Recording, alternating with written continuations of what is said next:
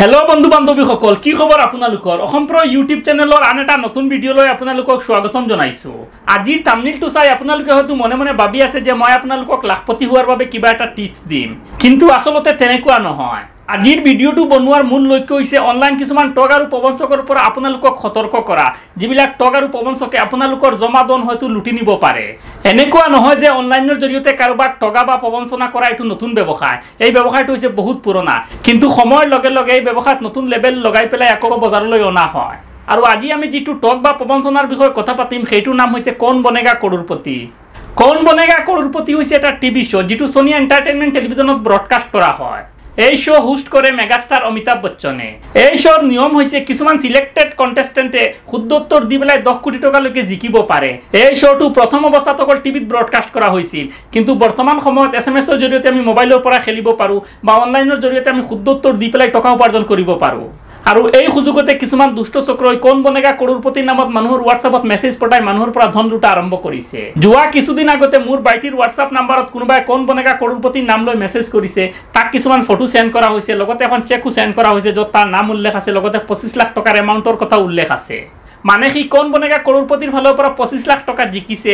লগতে কোন বনেগা কरोड़पतिर এটা ওয়েবসাইট দিয়া হৈছে আৰু যোগাযোগ কৰাৰ বাবে এটা নাম্বাৰ দিয়া হৈছে। যিটো নাম্বাৰৰ পৰা তাৰ হোৱাটছআপত মেছেজ আহিছিল সেই নাম্বাৰটো হৈছে পাকিস্তানৰ নাম্বাৰ, কিন্তু যোগাযোগ কৰাৰ বাবে যিটো নাম্বাৰ দিয়া হৈছিল সেই নাম্বাৰটো হৈছে দিল্লীৰ নাম্বাৰ। খবৰটো শুনাৰ লগে লগে বাইটি বহুত হেপি, কাৰণ সি 25 লাখ টকা লাভ কৰিছে। আৰু এই টকাখিনি লাভ কৰাৰ বাবে মাত্ৰ এটা ষ্টেপ দূৰ, সেইটো হৈছে বেংকলৈ মাত্ৰ টকাটো ট্ৰান্সফাৰ কৰিব লাগে। কিন্তু তেওঁলোকৰ এটা শৰ্ত আছে, টকাখিনি বেংকলৈ ট্ৰান্সফাৰ কৰাৰ আগতে তেওঁলোকক 12,200 টকা দিব লাগিব। যদি 12,200 টকা দিয়ে তেতিয়াহ'লে টকাখিনি তেওঁৰ বেংকত ট্ৰান্সফাৰ হ'ব, নহ'লে নহয়। অকল 12,200 টকাৰ বিনিময়ত 25 লাখ টকা লাভ কৰা এইটো কিন্তু কোনো লটাৰীতকৈও কম নহয়। সি তেওঁলোকৰ লগত সকলো চুক্তি সম্পন্ন কৰি মোক ফোন লগালে যে কোন বনেগা কरोड़पतिर পৰা মোৰ 25 লাখ টকা লটাৰী লাগিছে, মই মাত্ৰ তেওঁলোকক 12,200 টকা দিব লাগিব। যদি 12,200 টকা মই দিওঁ তেতিয়াহ'লে তেওঁলোকে মোক 25 লাখ টকা মোৰ একাউণ্টত পঠিয়াই দিব। তাৰ এই কথাটো শুনাৰ পিছত মই অকণো আচৰিত হোৱা নাই, কাৰণ এনেকুৱা ঘটনা আমাৰ সমাজত প্ৰায় হৈ থাকে। এনেকুৱা ঘটনাৰ বিষয়ে মই আগতীয়াকৈ অৱগত।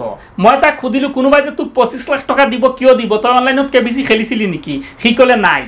মই তাক আকৌ ক'লোঁ, তই যিহেতু কেবিচি খেলা নাই গতিকে তেওঁলোকে তোক 25 লাখ টকা কিয় দিব? সি ক'লে মোৰ নাম্বাৰ বোলে লাকি নাম্বাৰ, মোৰ নাম্বাৰত বোলে লটাৰী লাগিছে, সেইকাৰণে তেওঁলোকে 25 লাখ টকা দিব। লগে লগে মই তাক বুজাই ক'লোঁ যে তই এতিয়া তেওঁলোকক ফোন কৰ আৰু ক মোৰ হাতত বৰ্তমানে 12,200 টকা নাই আৰু মোৰ 25 লাখ টকাও নালাগে। তোমালোকে মোক 25 লাখ টকাৰ আধা দি দিয়া আৰু আধা 12,200 টকাৰ সলনি তোমালোকে ৰাখা। এই কথাটো তেওঁলোকক কোৱাৰ লগে লগে তেওঁলোকৰ উত্তৰটো এনেকুৱা আছিল, তেওঁলোকক যদি আগতীয়াকৈ 12,200 টকা দিয়া হয় তেতিয়াহ'লে তেওঁলোকে ট্ৰান্সফাৰৰ প্ৰচেছিং কৰিব পাৰিব। যদি পইচা দিয়া নহয় তেতিয়াহ'লে তেওঁলোকে ট্ৰান্সফাৰৰ প্ৰচেছিং কৰিব নোৱাৰে। মানে পইচা পোৱাৰ আগতে তেওঁলোকক 12,200 টকা দিবই লাগে। এতিয়া এটা কথা চিন্তা কৰক, আপুনি যদি তেওঁলোকক 12,200 টকা দি দিয়ে তেতিয়াহ'লে আপুনি তেওঁলোকক আকৌ বিচাৰি নাপায়। 25 লাখ টকা লাভ কৰা দূৰৰ কথা, আপোনাৰ জমা 12,200 টকাও যাব। ইয়াৰ পিছত আপুনি বেলেগৰ লগত এই বিষয়ে আলোচনা কৰিবও নোৱাৰিব, কাৰণ যিয়ে এই কথাটো শুনিব সি আপোনাক গালি পাৰিব। আৰু আপুনি পুলিচৰো সহায় ল'ব নোৱাৰিব, কাৰণ এই নাম্বাৰবিলাক হৈছে বাহিৰা দেশৰ নাম্বাৰ, গতিকে পুলিচে এই ক্ষেত্ৰত আপোনাক সহায় কৰিব নোৱাৰিব। গতিকে যদি আপোনাৰ মোবাইলত ফোন আহে, SMS আহে, আপুনি লটাৰী লাভ কৰিছে, টকা লাভ কৰিছে, আপুনি তেওঁলোকক টকা আগতীয়াকৈ দিব লাগিব, ইয়াৰ পিছত তেওঁলোকে আপোনাক টকা ট্ৰান্সফাৰ কৰিব, তেতিয়াহ'লে এইবিলাক কথাত কেতিয়াও গুৰুত্ব নিদিব।